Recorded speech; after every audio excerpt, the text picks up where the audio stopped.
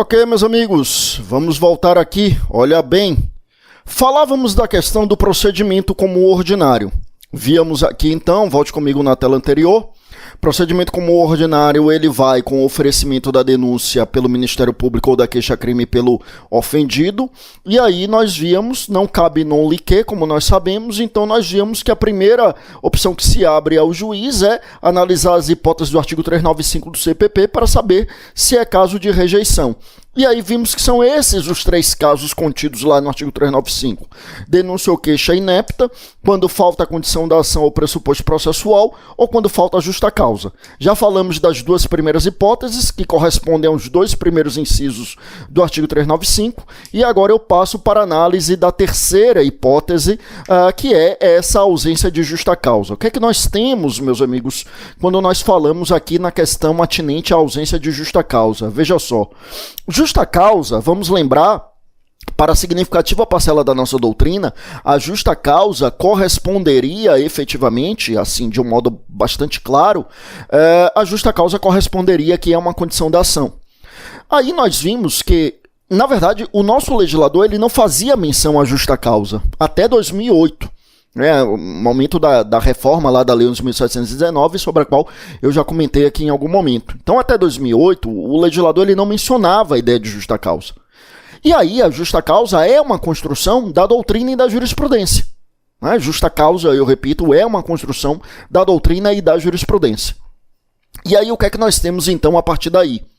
O que nós temos a partir daí é que passou a haver o reconhecimento, então. Então, passou a haver o reconhecimento da ideia de justa causa e nós, então, passamos a ter ali a justa causa, reconhecido também pelo legislador em 2008. Para boa parte da doutrina, continua a ser uma hipótese de condição da ação. Mas então, por que o legislador coloca no inciso de número 2 do artigo 395 a falta de condição da ação e coloca no inciso de número 3 a falta de justa causa? Meus amigos, assim, indubitavelmente, a questão aqui diz respeito ao fato de que, quando a gente fala na falta de justa causa, nós teríamos aqui a lógica do legislador no sentido de apenas chamar a atenção para algo que realmente constitui uma condição da ação, né? Ou seja, a ideia do legislador seria deixar clara a existência da justa causa.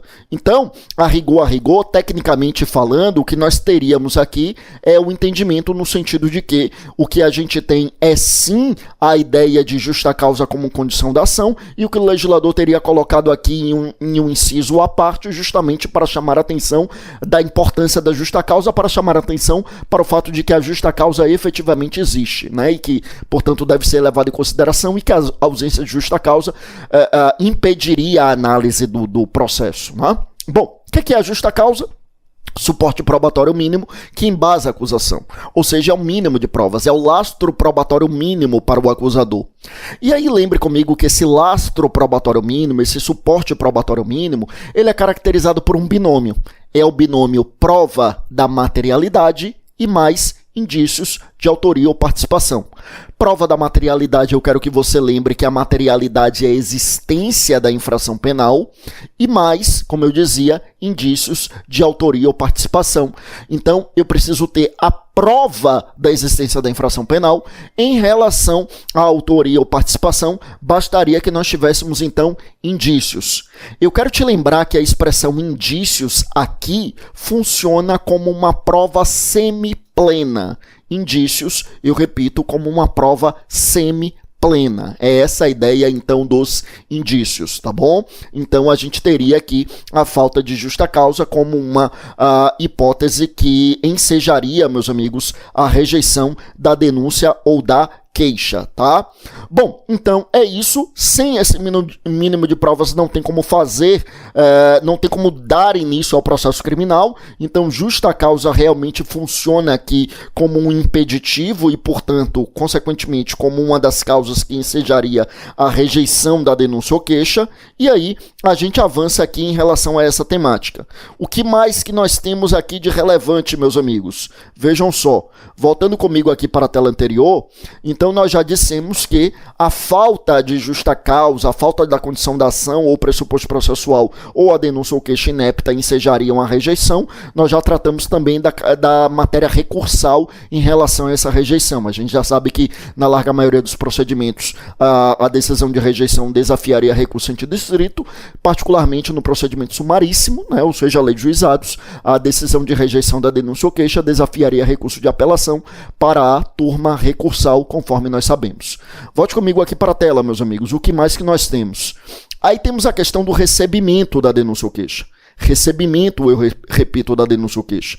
Veja, quando é que cabe o recebimento? Meus amigos, caberá o recebimento sempre que não houver a rejeição da denúncia ou queixa. Não havendo rejeição da denúncia ou queixa, será caso de recebimento. Não havendo, eu repito, rejeição da denúncia ou queixa, será caso de recebimento dessa denúncia ou queixa, tá? Então, essa a ideia, ou seja, é um juízo de valor negativo. A gente vai analisar se estão ou não presentes as questões que dão ensejo à rejeição. Não sendo o caso de rejeição, a gente vai falar então no recebimento. Bom, esse recebimento, né, até hoje existe uma certa controvérsia que não faz muito sentido sobre a necessidade ou não de fundamentação do recebimento. A rigor, meus amigos, o que nós temos é o seguinte, a discussão não é bem saber se é ou não uma fundamentação, a questão é saber até onde vai a fundamentação. Então, quer dizer, o juiz aqui tem que ser muito cauteloso, porque ele não pode proferir uma decisão em que haja uma fundamentação na qual se incorra no mérito. Ou seja, a grande questão aqui é que a gente tenha uma decisão em que a gente não avance até o mérito. Tá? Ou seja, o juiz não pode incorrer ali no mérito analisando materialidade ou autoria, porque a gente teria um pré-julgamento. E, evidentemente, não é possível falarmos aqui em pré-julgamentos no âmbito aqui do processo criminal. Então, é uma decisão fundamentada, mas, como toda decisão, né, quem entende que não caberia aqui fundamentação entende que não seria decisão e sim despacho, né, mas sendo decisão deve ser fundamentada, a única exceção que se abre é justamente lá para o conselho de sentença no tribunal do júri. Então aqui não há dúvida de que deve haver uma fundamentação, mas uma fundamentação em um juízo de delibação, como nós já mencionamos em outro momento, em que não se incorra no mérito e que seja uma análise no sentido do preenchimento dos requisitos do artigo 41 do CPP, que tratam dos requisitos da denúncia ou queixa, e da ausência das hipóteses do artigo 395, que trata das hipóteses de rejeição da denúncia ou queixa, conforme nós já assinalamos. Havendo esse recebimento, meus amigos, vejam só, aí o juiz, então, determinará a citação do acusado para que apresente, então, a resposta escrita à acusação no prazo de 10 dias. Então, havendo aqui o recebimento, eu repito, haverá a apresentação, então, haverá a citação para que o sujeito apresente a resposta escrita à acusação no prazo de 10 dias. Meus amigos, primeiro, como é que se conta esse prazo de 10 dias? Eu quero te lembrar aqui a regra do processo penal que está prevista na súmula 710 do Supremo Tribunal Federal, que a rigor é uma regra que já consta do artigo 798 do CPP. A súmula 710 ela apenas procurou ser um pouco mais explícita em relação à regra que já está no artigo 798 do CPP, que é uma regra no seguinte sentido. Diz a súmula 710 do Supremo Tribunal Federal que no processo penal os prazos são computados a partir da efetiva intimação e não da juntada aos autos do mandado ou da carta precatória ou de ordem cumpridos. Né? Ao contrário do que acontece no processo civil, no processo penal pouco importa a data em que houve a juntada aos autos do mandado de citação ou de intimação cumpridos ou da carta precatória ou da carta de ordem cumpridos. Lembra que a súmula 710 fala em intimação, mas isso que a súmula 710 nos traz vale tanto para a intimação quanto para a citação. Então, esse prazo de 10 dias aqui, ele seria computado a partir, meus amigos, da efetiva citação do réu, pouco importando a data em que houve a juntada aos autos desse mandado de citação, ou da carta precatória, ou da carta de ordem, se fosse o caso. Então, assim, O que é que significa isso? O juiz vai lá, ele analisa a denúncia, entende que tem elementos mínimos, né, de materialidade e autoria, prova da materialidade, indícios de autoria ou participação, e aí o juiz então recebe a denúncia ou queixa, tá? Então o juiz entende que não é caso de rejeição, ele recebe, vamos imaginar que é uma denúncia, né? No nosso exemplo aqui que seja uma denúncia. Então o juiz vai e recebe a denúncia. Aí ele determina a citação, cite-se o réu. Pronto, né? Então fez a decisão, estão presentes os requisitos, tá, citação. A Secretaria da Vara expede o mandado de citação e o oficial de justiça vai cumprir. O oficial de justiça foi ali, né, em uma segunda-feira e cumpriu. Só que o oficial de justiça tinha vários mandados para serem cumpridos. E ele não fica, né? Eu cumpro um hoje, vou lá no fórum e devolvo o mandado. Não, ele pega vários mandados no fórum, ele cumpre e ele vai cumprindo durante alguns dias e depois ele volta, entrega tudo e pega outra leva de mandados para cumprir. Então, digamos que o primeiro mandado a cumprir foi esse, o oficial cumpriu na segunda-feira. Aí ele passou cumprindo ali terça, quarta, quinta, sexta, né? Aí sábado, domingo ele descansa, na segunda ele vai, na semana seguinte, portanto, ele vai e devolve os mandados cumpridos. Aí devolveu lá na central de mandados na segunda, e aí foi para a Secretaria da Vara na terça os servidores lá da Vara juntaram aos autos do processo criminal. Quer dizer, nessa história, o sujeito foi citado em uma segunda e só foi juntado o mandado na terça-feira subsequente. Foi o tempo em que o oficial de justiça ficou ali cumprindo outros mandados e depois devolveu o mandado devidamente cumprido. O que é que a súmula 710 do Supremo deixa claro para nós? É que no processo penal, pouco importa a data da juntada aos autos do mandado. Pouco importa. Pouco importa a data em que foi juntado aos autos um mandado de citação cumprido. O que importa é, efetivamente, no âmbito do processo penal, meus amigos, que nós estamos diante de uma hipótese na qual a gente tem uma data de citação. E, portanto, o que importa é apenas a data da citação. Não é? O que importa é apenas a data da citação.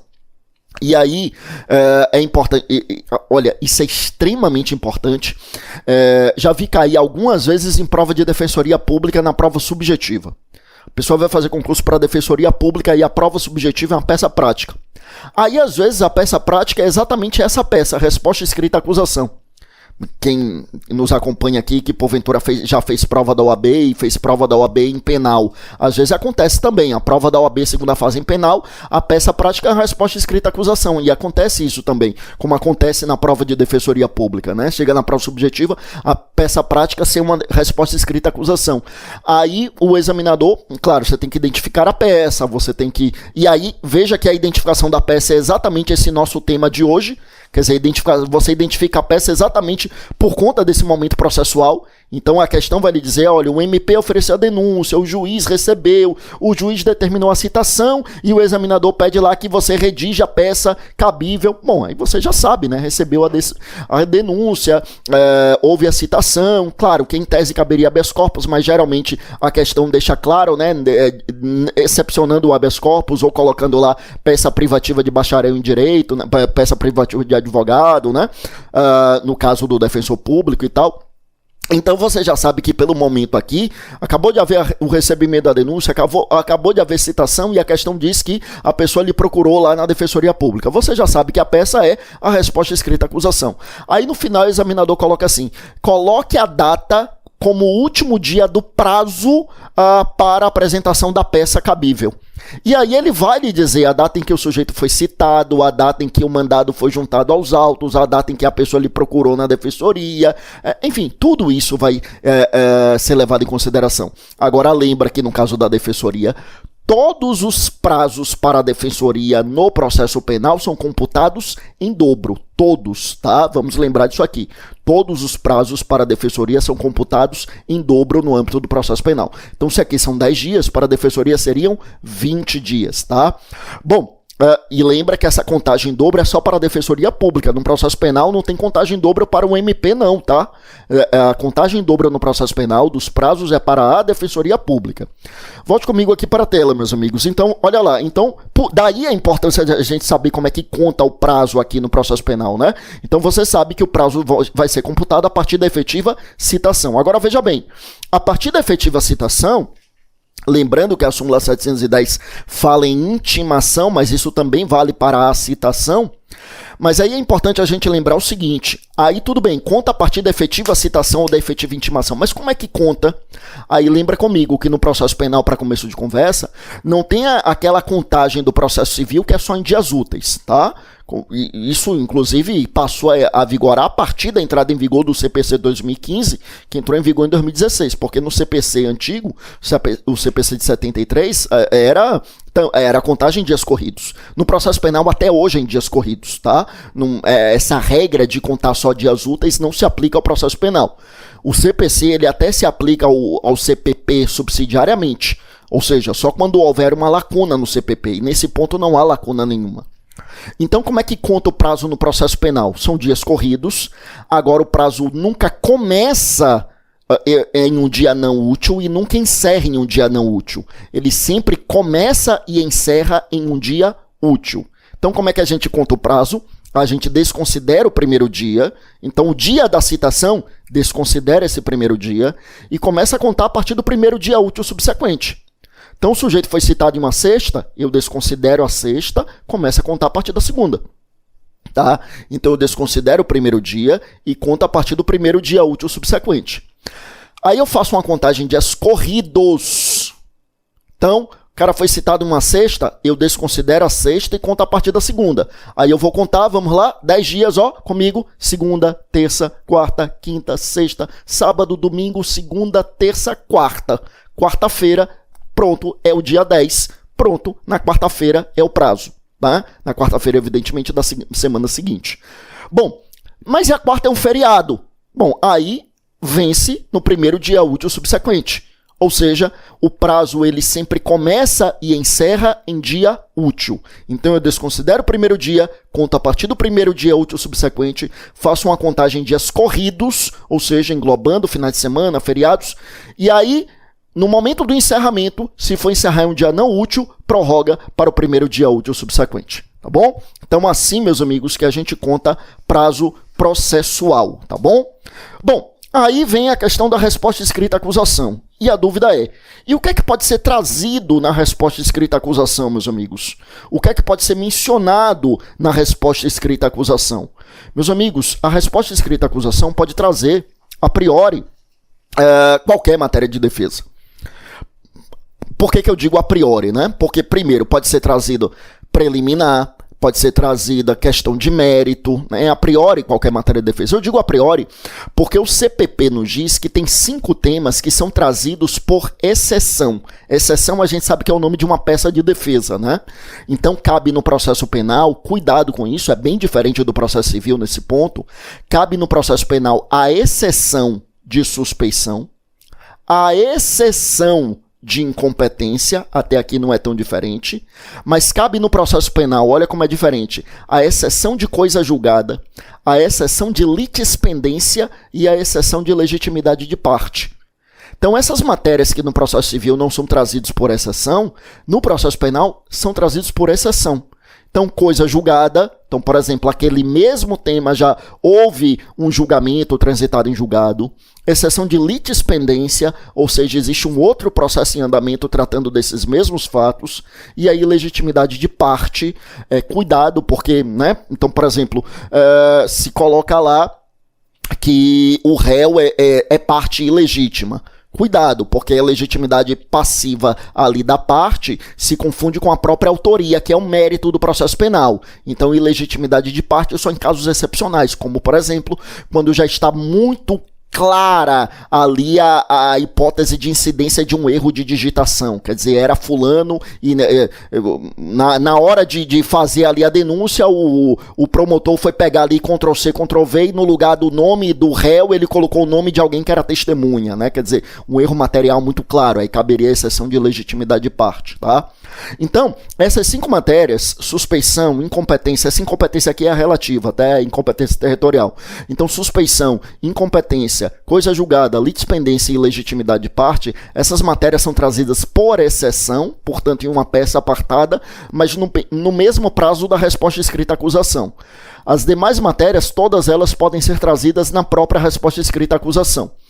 Claro que aí é uma estratégia de defesa, aí cabe ao defensor analisar se é o caso de já trazer a matéria, e aí depende muito do caso, depende muito do defensor também. Tem alguns defensores que já querem trazer tudo ali para ver se conseguem uma absolvição sumária, tem alguns defensores que já percebem que naquele caso não vão conseguir uma absolvição sumária, então não antecipam a matéria de defesa, porque se antecipar a matéria de defesa, o MP vai poder bater naquela tese de defesa por ocasião da instrução, então ele não quer antecipar a tese de defesa, ele vem ali, só apresenta o rol de testemunhas e diz que vai apresentar as teses defensivas por ocasião das alegações finais. Então aí vai muito da estratégia do defensor, vai muito do caso concreto, mas lembre que é importante a gente trazer aqui que é este o momento, meus amigos, vejam bem, de a defesa apresentar o seu rol de testemunhas. Então, a acusação, ela deve apresentar o seu rol de testemunhas com o oferecimento da peça acusatória. Lembrando que não necessariamente vai haver testemunha, pode ser que não tenha prova testemunhal, pode ser que as provas sejam provas de outra natureza, não tem problema, mas havendo prova testemunhal, lembre comigo que o momento de acusação trazer a prova testemunhal é com a denúncia ou queixa. Por outro lado, o momento de a defesa trazer a prova testemunhal é exatamente o momento da resposta escrita à acusação. É aí que se apresenta o rol de testemunhas, tá bom? Vou avançar aqui, meus amigos. Olha bem, vamos falar então da questão da citação. Avance comigo aqui, ou seja, vamos aqui abrir um parêntese para tratarmos então de atos de comunicação processual. Eu vou falar aqui do primeiro ato extremamente importante aqui de comunicação processual após o recebimento da denúncia ou queixa. Após o recebimento da denúncia ou queixa, o ato de comunicação processual que nós temos é exatamente a citação. O que é a citação? Eu já antecipei um ato de comunicação processual, mas é um ato de comunicação processual em que se dá ciência ao acusado dos termos da acusação e se convoca o acusado para integrar a relação jurídica processual. Eu repito, é o momento em que se dá ciência ao acusado dos termos da acusação e ele é convocado para integrar essa relação jurídica processual. Aí a gente fala então na citação. Volte comigo aqui para a tela. Que mais? Olha bem.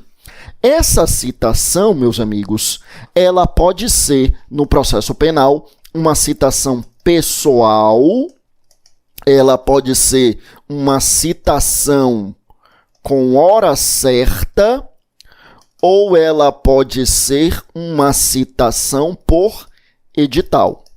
Então, a citação pode ser uma citação pessoal, pode ser uma citação com hora certa, ou também chamada de por hora certa, e temos ainda a citação por edital. Essa citação real, essa citação pessoal, ela é chamada doutrinariamente de citação real. Ao passo que a citação com hora certa e a citação por edital, ela é chamada doutrinariamente de citação ficta ou ainda de citação presumida, tá? Vamos lá, vamos por partes. Que mais? Na citação, a citação pessoal é a grande regra, né?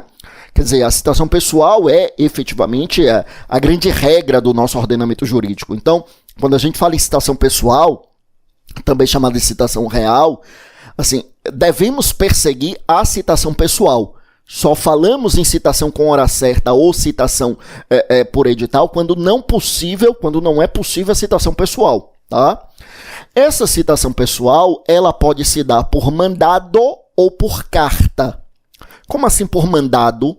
É um mandado de citação, que há poucos instantes eu citei aqui como exemplo, que o juiz determina a expedição e aí o oficial de justiça vai cumprir o mandado de citação, né? Então o oficial entrega o mandado de citação ali ao réu, né?